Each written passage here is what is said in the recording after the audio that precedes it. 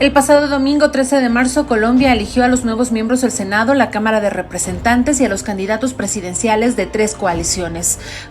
Con más del 60% de los votos escrutados en las 3 coaliciones presidenciales, Gustavo Petro lideró la consulta del pacto histórico en la izquierda con el 80,26% y más de 3 millones de votos. Federico Gutiérrez en el equipo por Colombia a la derecha registra el 54,45% con 1.552.397 votos. Y Sergio Fajardo en la coalición Centro Esperanza ha obtenido el 32,53% con cerca de 500.000 de votos.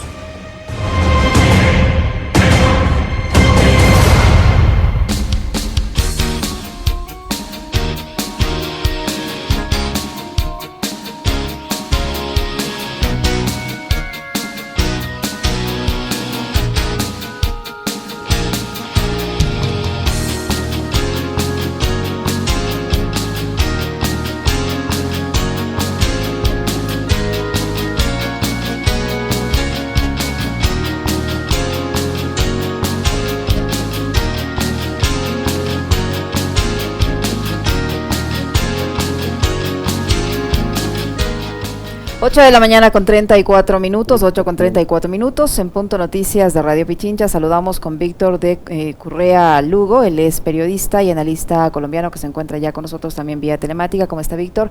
Buenos días, bienvenido. Le acompañamos a Alexis Moncayo, quien le habla, Licenia Espinel. Gracias por estar en nuestro espacio de entrevistas. Se realizaron ya las elecciones en Colombia, hay un avance importante de la tendencia de izquierda y esto ha generado algunas reacciones al interior del país, incluso de lo que pude escuchar esta mañana en medios colombianos, hay alguna polémica respecto al conteo de los votos. ¿Qué nos puede relatar al respecto? ¿Cómo está el ambiente en Colombia? ¿Cómo han recibido los colombianos los resultados de estas elecciones? Buenos días, bienvenido.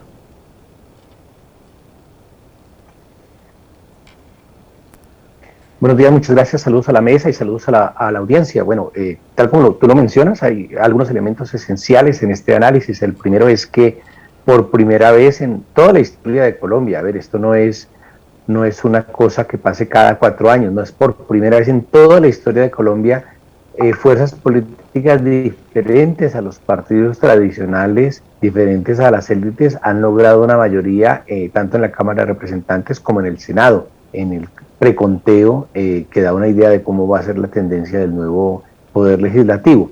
Y eso ha causado pues una serie de debates, de impresiones y también de expectativas.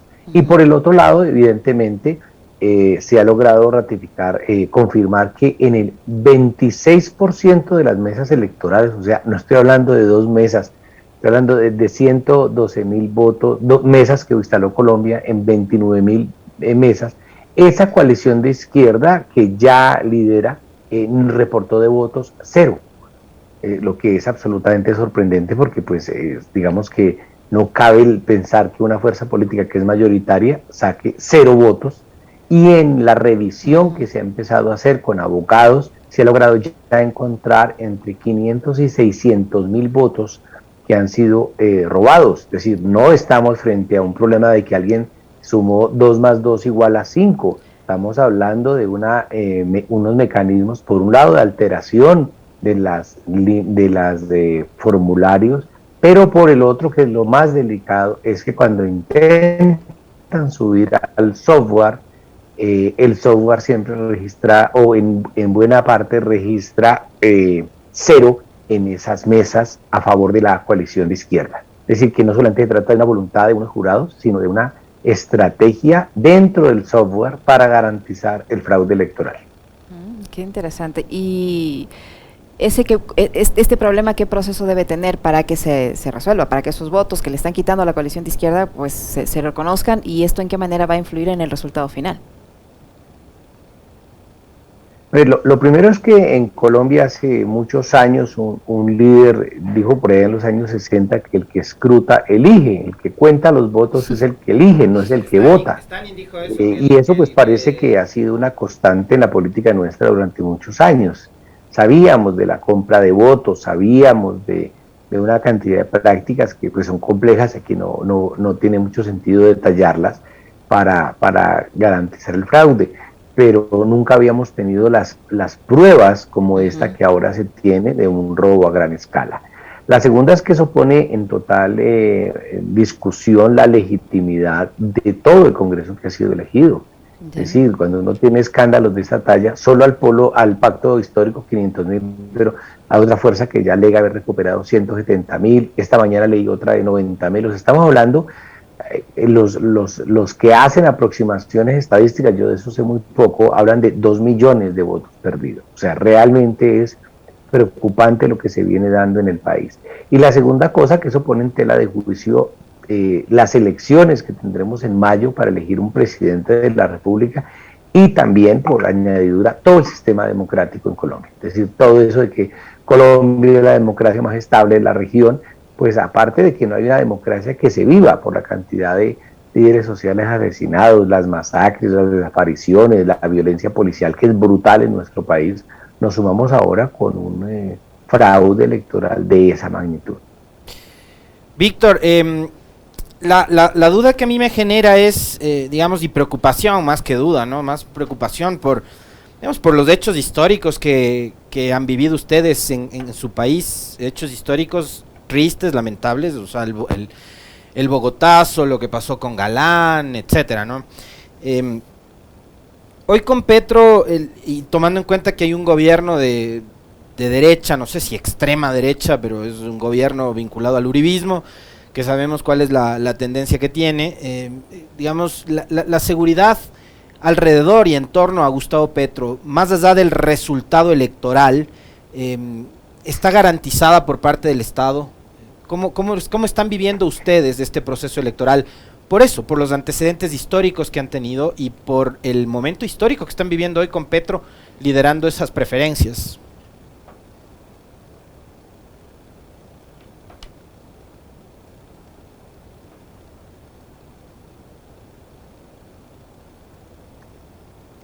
Sí, aquí se negoció el acuerdo de paz, después fue asesinado por lo que llaman, entre comillas, fuerzas oscuras.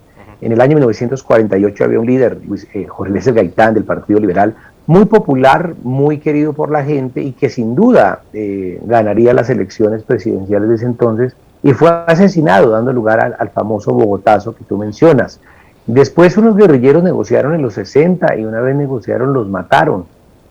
En el año 87, nuestro querido profesor Jaime Pardo Leal se presentó a las elecciones y con ser que solo sacó 100.000 votos, las élites, un candidato presidencial, fue asesinado Luis Carlos Galán, y en el mismo paquete electoral, en marzo del año siguiente, mataron a un exguerrillero del M-19 que firmó la paz, en abril, a Carlos Pizarro León Gómez, y un mes antes ya habían matado a Bernardo Jaramillo, es decir, en unas solas elecciones mataron 3 candidatos presidenciales.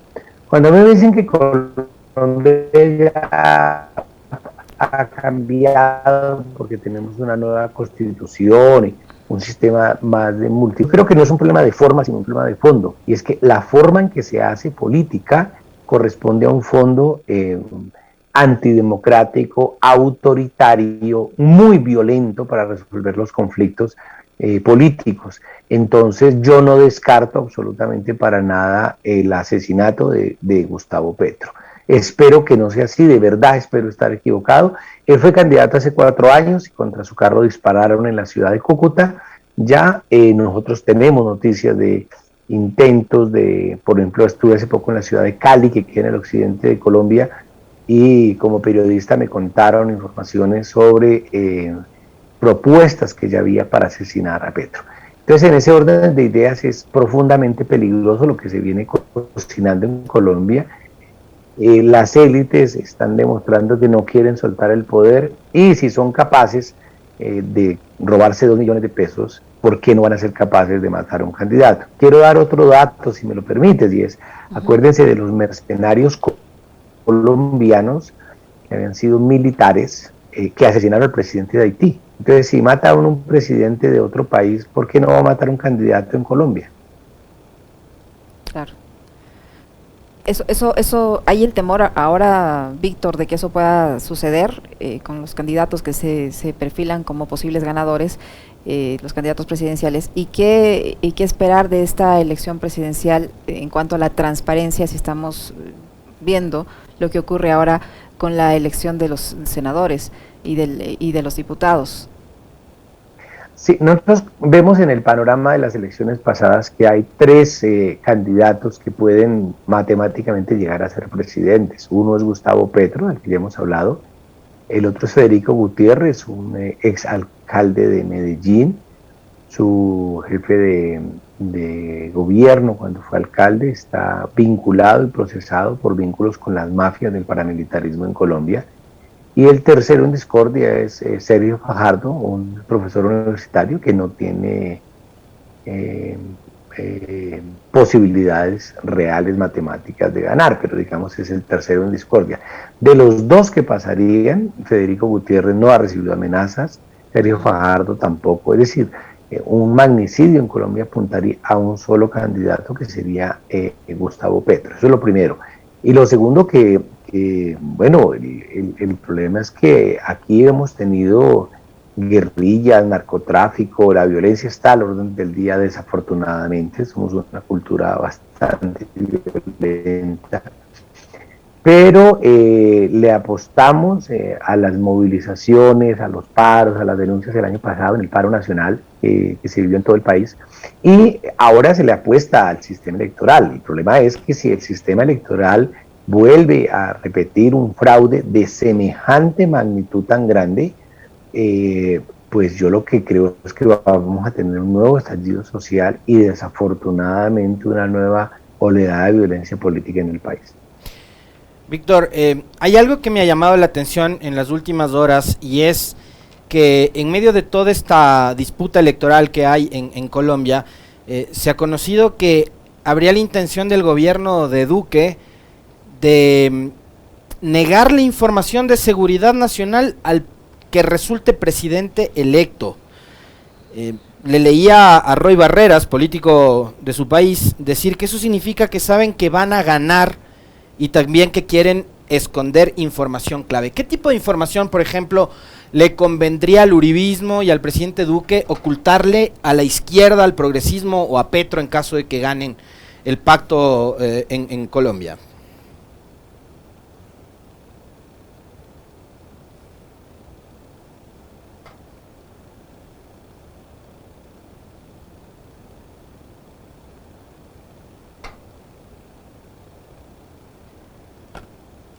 8 de la mañana con 45 minutos, 8 con 45 minutos. Estamos conversando con Víctor de Currea Lugo. Él es periodista y analista colombiano.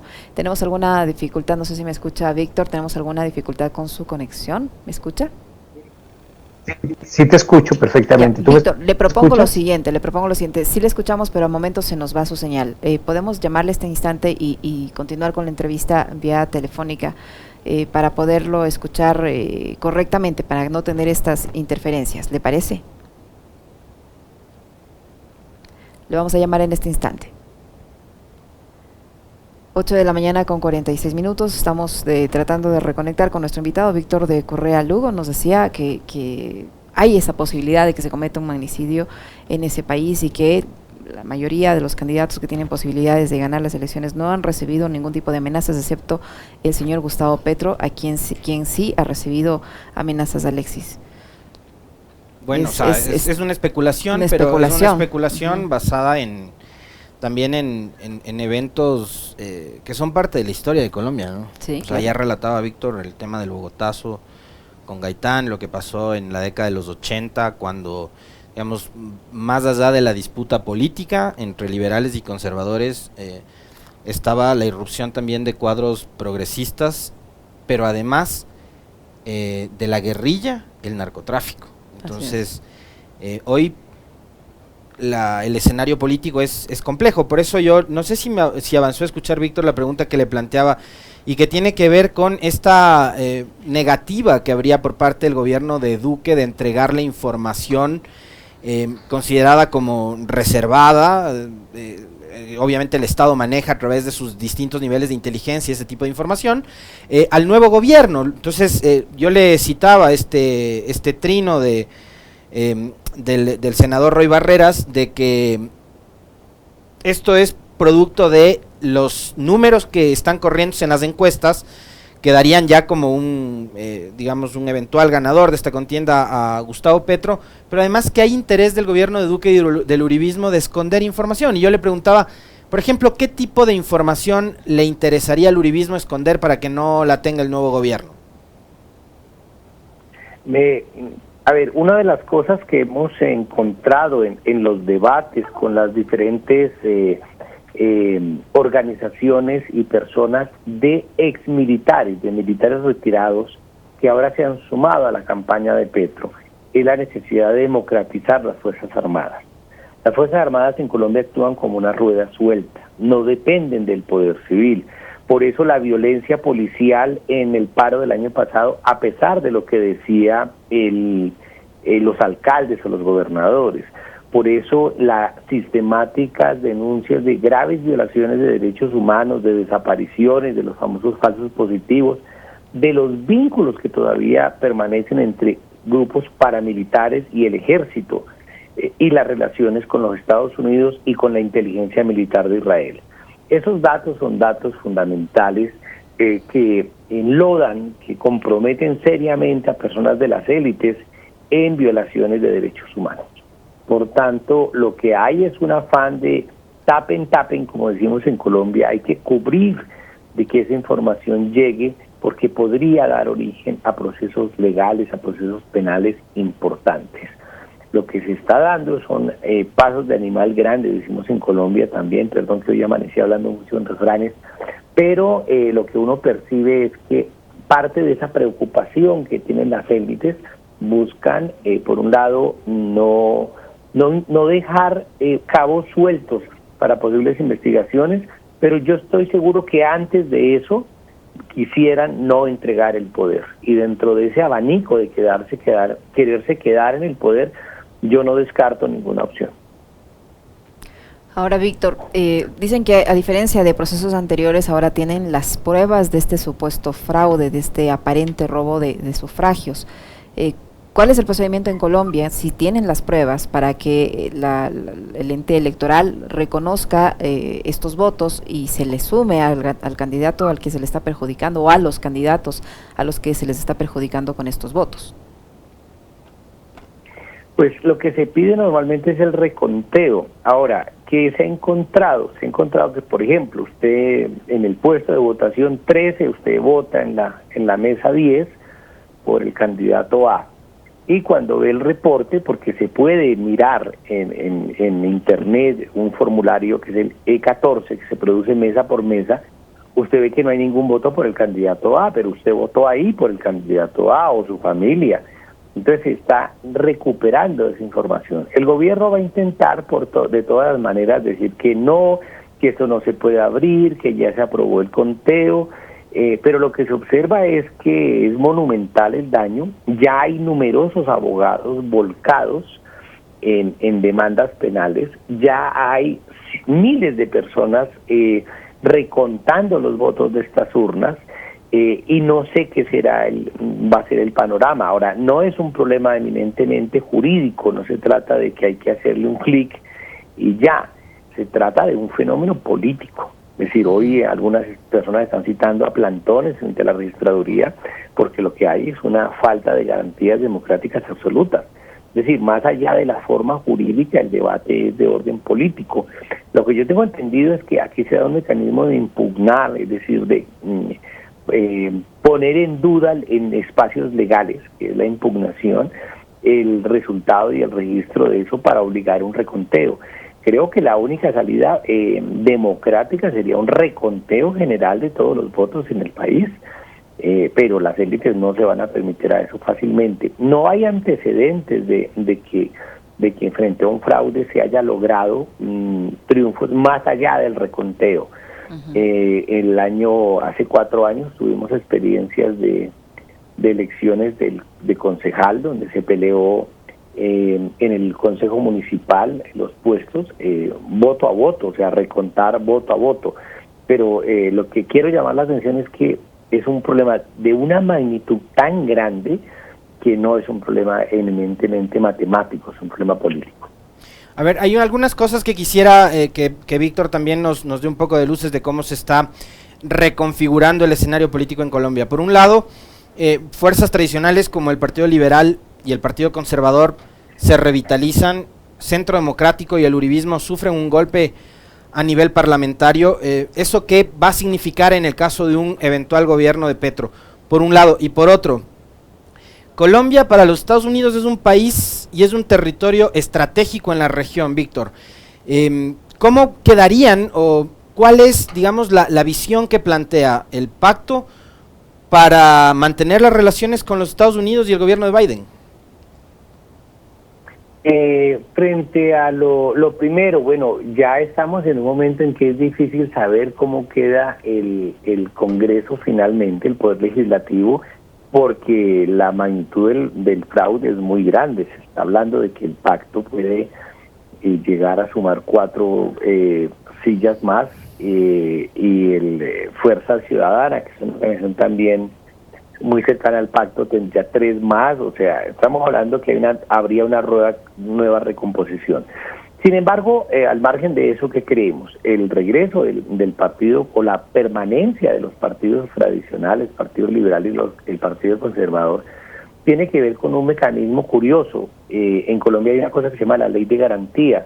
La Ley de Garantías es una ley por la cual cuando hay elecciones, el gobierno local y nacional no puede hacer contratos, no puede hacer contratos con los dineros públicos meses antes, para evitar precisamente el tráfico de influencias, que yo le hago el contratico, pero usted me pone tantos votos, y eso se prohibió. Bueno, el actual presidente Iván Duque levantó esa medida, conociendo el fraude y la corrupción en Colombia. Entonces el presidente se estableció esa norma para evitar el clientelismo y la corrupción tan vulgar. Bueno, el presidente Duque tomó la decisión que era que levantar la ley de garantías, y entonces hubo un flujo importante de dinero del Estado a contratistas privados, y eso podría explicar buena parte, como lo han planteado algunos seguidores del tema, buena parte de la permanencia en el espectro político del Partido Conservador y del Partido Liberal. En el caso del Centro Democrático, lo que vemos es que hay un retroceso que muestra claramente que las